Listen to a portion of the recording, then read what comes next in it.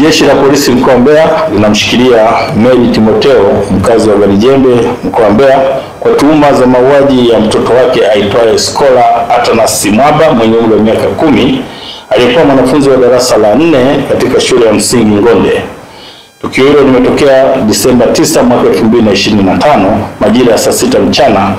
huko katika kijiji cha Garijembe, kata na tarafa ya Tembera, wilaya ya Mbeya, baada ya Mary Timotheo ambaye sasa ni mama wa marehemu kumwadhibu mtoto huyo kwa kumpiga kwa kitu kizito kichwani kwa madai kwamba mtoto huyo ni mtukutu. Uchunguzi wa awali umebaini kuwa chanzo cha tukio hilo ni kujichukulia sheria mkononi kwa kumwadhibu mtoto wake kwa kumpiga hadi kufa na kisha kuutupa mwili wake shambani jirani na nyumba yake kwa kushirikiana na jirani yake aitwaye Sharifa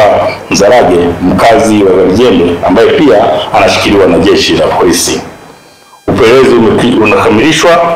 ili hatua za kisheria ziweze kuchukuliwa dhidi ya watuhumiwa wote wawili. Hivyo jeshi la polisi mkoa wa Mbeya linatoa wito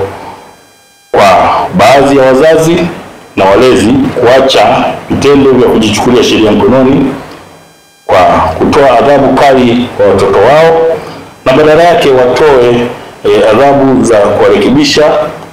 na kuwafundisha mienendo mema ya maadili ili kuepuka madhara yanayoweza kuwapata, ikiwemo kuwapotezea maisha kama hivi au kuwasababishia ulemavu.